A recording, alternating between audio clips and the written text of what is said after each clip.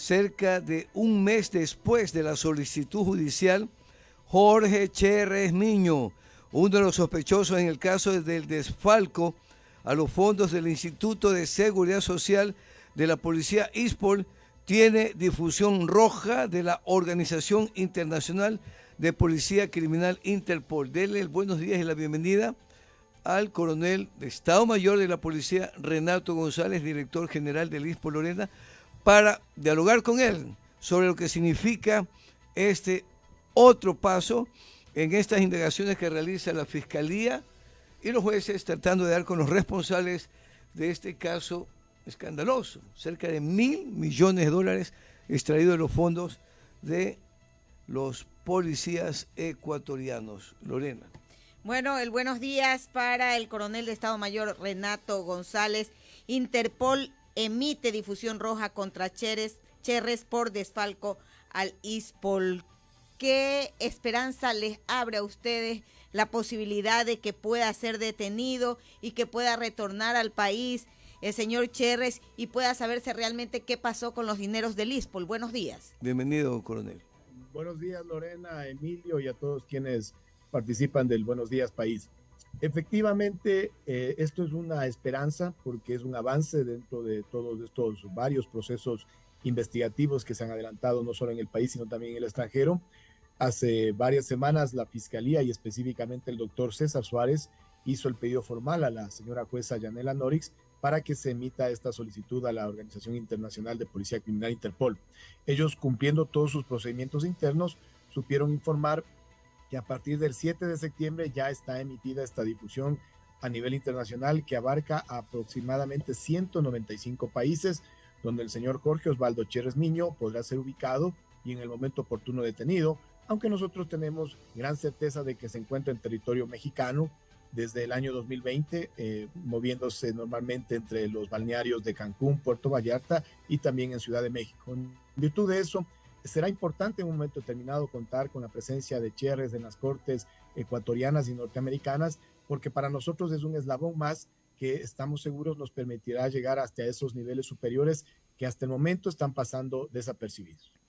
Ya tiene más de 2 años Cherres fuera del país, desde marzo del año 2020.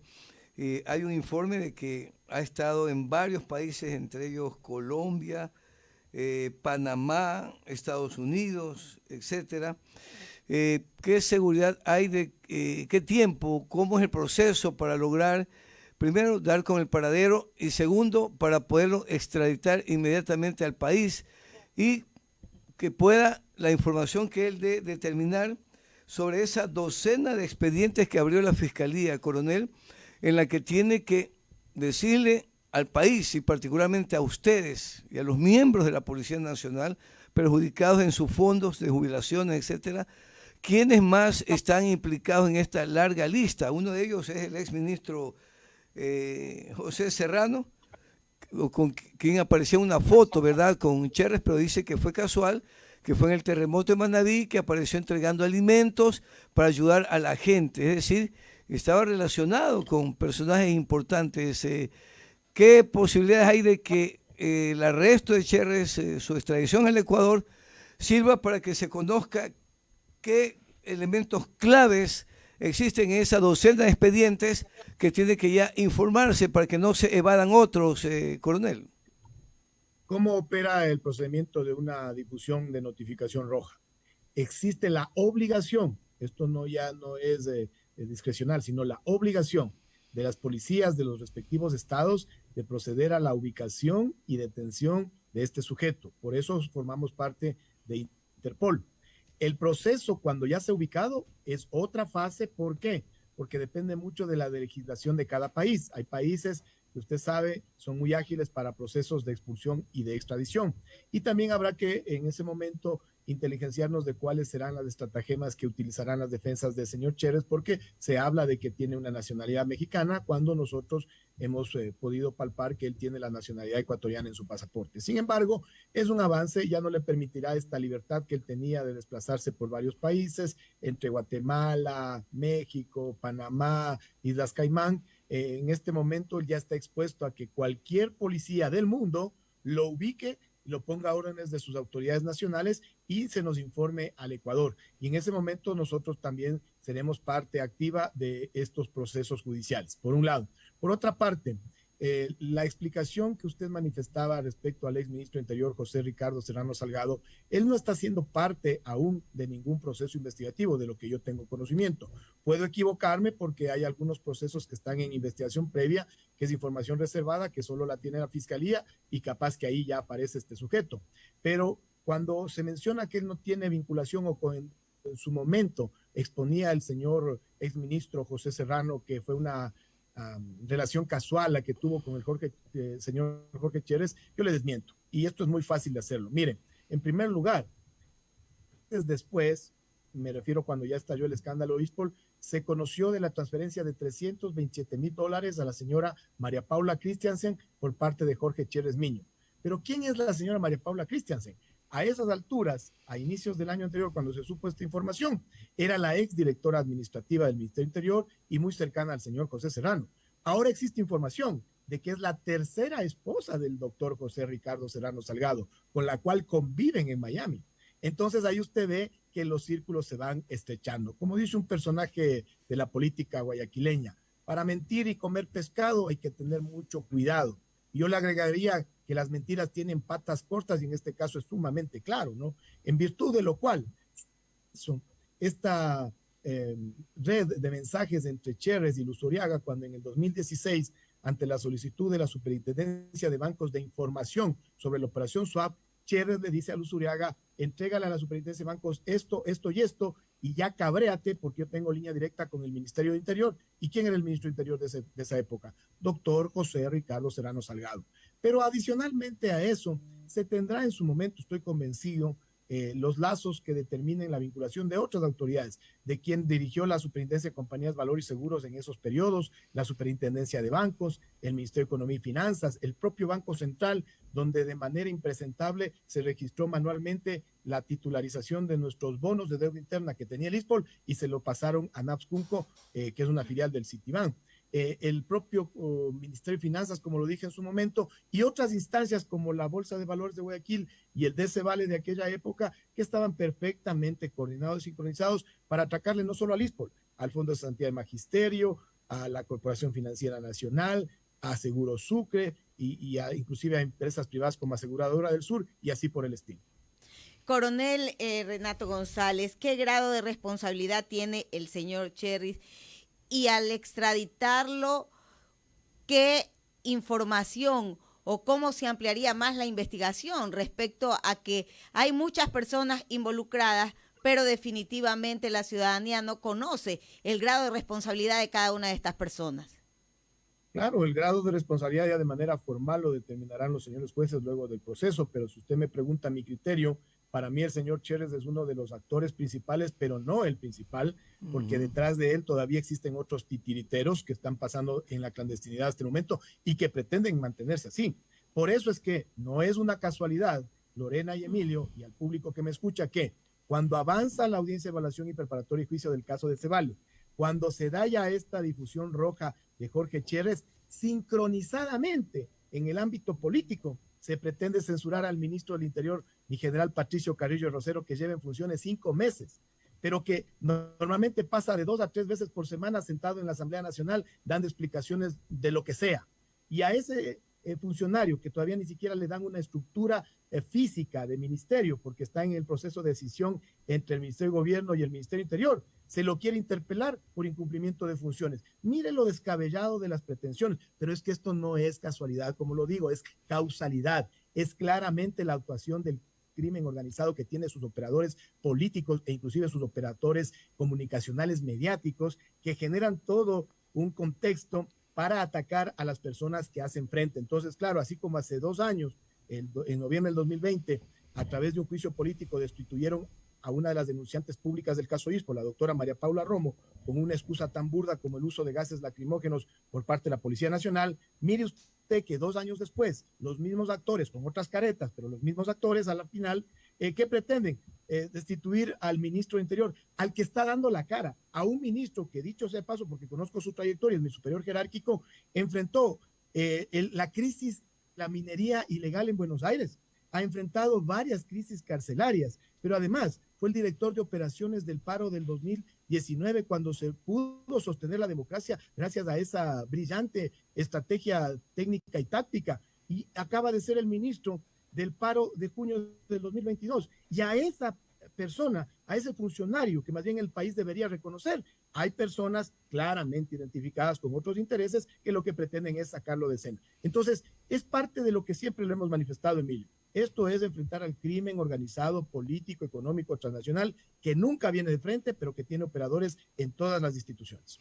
Estamos dialogando con el coronel de Estado Mayor de la Policía, Renato González, director del ISPOL, por la emisión de alerta roja que ya la Interpol está efectivizando para dar con el paradero de Jorge Cherres Miño en el caso del ISPOL. Usted hablaba de otros implicados y hay pájaros de alto vuelo en el tema. El día 22 de noviembre del 2021, la Fiscalía General del Estado vinculó a 3 personas más a la investigación por un presunto delito de falsedad de información derivado de las investigaciones realizadas a los actos ilegales, el caso ISPOL, ¿verdad?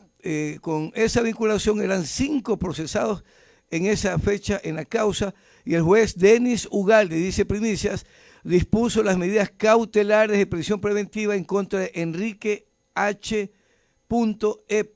y GAD.GB dentilabial, y que la decisión la tomó luego de escuchar argumentos expuestos por el fiscal Edgar Escobar, quien sustentó su pedido con la presentación de elementos de convicción.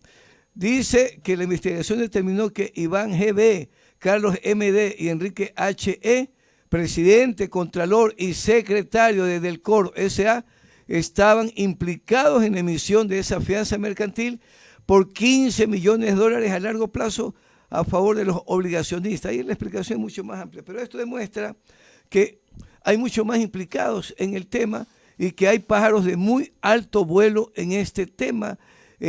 Por esa vía se puede desentrañar con la presencia acá de Cherres. Cuán importante es que también se amplíe la información sobre los otros implicados para llenar este rompecabezas, coronel. Lo que sucede es que el caso ISPOL se lo denomina caso ISPOL, pero realmente son casi 20 investigaciones a nivel nacional y una que está avanzando en Estados Unidos, es decir, son diferentes procesos.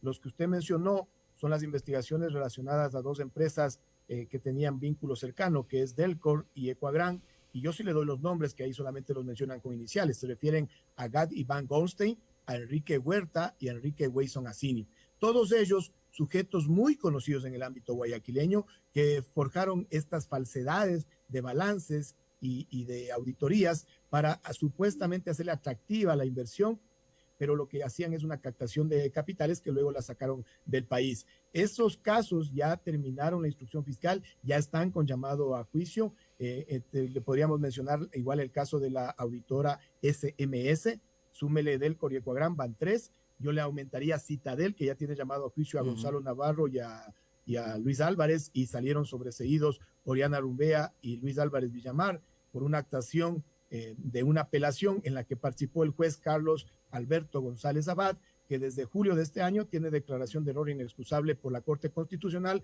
pero que sorprendentemente el Consejo de la Judicatura de la provincia del Guayas no lo ha suspendido, porque este juez sigue actuando. El lunes nos afectó al ISPOL en dar un voto a favor de la apelación del sobreseimiento y que mantuvo en ese estado a Oriana Rumbea y a Javier Neira, su esposo, y el martes hizo otra barbaridad.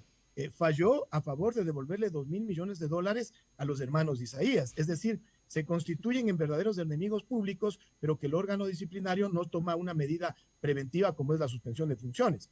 Y súmele a estos casos que ya enuncié, la audiencia de evaluación y preparatorio de juicio que va avanzando en el tema de Cebale, que precisamente a las 8:10 tengo que conectarme. En Quito, en el mes de octubre, deberá instalarse la audiencia del caso Peculado. Sabemos que también se está investigando el caso de delincuencia organizada, que tiene 12 procesados, y ahí deberán incluirse otras personas. Esperemos que ahí lleguen a estos niveles superiores, sobre todo a los niveles políticos, que son los que hasta el momento no han sido procesalmente identificados. Y también está en la Fiscalía Provincial de Pichincha la investigación por la Operación SWAT. Hay otros procesos investigativos que están en esta fase denominada investigación previa, que es reservada. Pero como usted ve, es muy importante que vayan sumándose estas personas que tuvieron un rol protagónico para que puedan aportar con informaciones, con versiones, con documentos de la participación de otros sujetos, como por ejemplo en su momento el señor Héctor San Andrés. Yo estoy seguro que tendremos que llegar a la superintendente de compañías Valores Seguros de la época, la señora Suad Mansur, al superintendente de bancos, abogado Pedro Solínez, y luego su sucesor Cristian Cruz, a quien regentó el Banco Central, Diego Martínez, al exministro de Economía y Finanzas, Patricio Rivera Llanes, cuya hermana, Grace Rivera Llanes, fue a Nueva York para avalar este mal llamado programa de la Operación Swap, por la que el ISPOL perdió los 327 millones de dólares. Es decir, hay mucho camino todavía que transitar. Nosotros tenemos claridad de que las sentencias y los sentenciados potenciales que en un momento determinado existan son objetivos de medio impacto, porque nuestra finalidad última es la recuperación de recursos. Por eso hemos hecho acciones para en los últimos meses recuperar casi 27 millones de dólares y continuamos con estas acciones. Coronel, ¿por qué se ha tenido que esperar 2 años por esta alerta roja o esta alerta de difusión? Según el fiscal César Suárez, quien emitió la solicitud de difusión, indica que esto se le atribuye en parte a la gestión que ha tenido que llevar la propia policía, dueña de los recursos hoy perdidos, sin parte policial que estableciera la real ubicación internacional de Cherres. No era posible esta solicitud, es lo que indica el fiscal. El proceso se demora tanto porque lastimosamente la estructura del sistema penal y del sistema procesal penal ecuatoriano está montado para favorecer al victimario y darle una serie de recursos y de posibilidades. En ese sentido, le explico. Mire, la difusión roja que llegaba ahora tiene una génesis, que fue la vinculación en el caso de Cevale. Ahí primero se abrió una investigación previa que, como es un delito sancionado con pena de máximo 5 años, podía durar 1 año en esa fase. Cuando se terminó la investigación previa y se hizo formulación de cargos, entramos a la etapa procesal, que es la instrucción fiscal, y que dura 90 días. Ahí ya se vinculó al señor Cherres, pero en uso de las garantías constitucionales, su defensa técnica pidió que se le pongan medidas sustitutivas.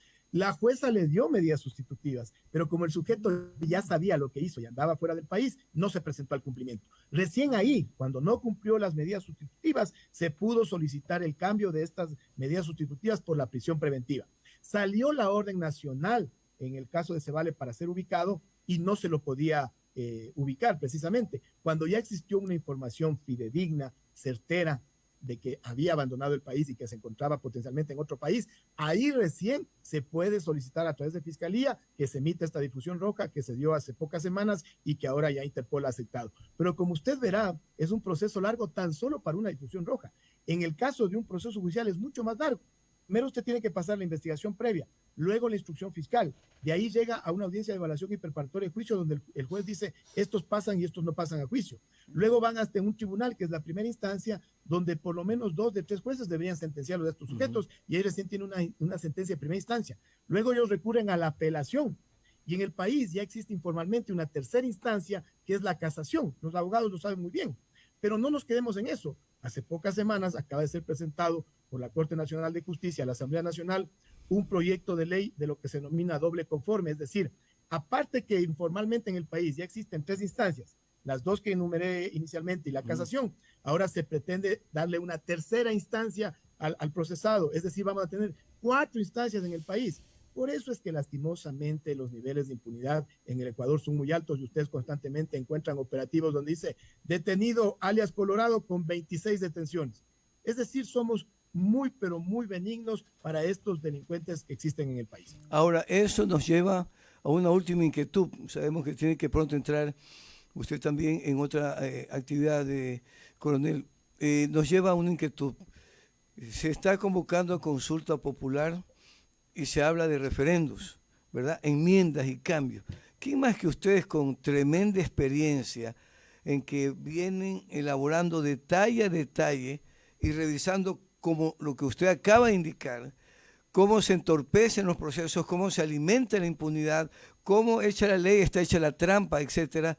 ¿Cómo va a responder usted, coronel, ante este llamado a consulta en la que se pide, por ejemplo, que la Fiscalía tenga autonomía completa y que tenga un propio organismo de control, que se está tratando de cambiar precisamente la judicatura porque se está descubriendo que la judicatura se ha convertido en un factor gravitante de corrupción en el país, donde todo se arregla, etcétera. Entonces, en ese escenario nos llaman a consulta y nos preguntan en 2 días, de referéndum o de consulta, lo que debemos hacer para librarnos de la inseguridad que nos está atormentando y liquidando a los ecuatorianos en manos del narcotráfico. Y dentro también, Emilio, de esa consulta se está dentro de las preguntas pidiendo la colaboración de las Fuerzas Armadas y la policía como en una estrategia conjunto que combine capacidad y competencia para lograr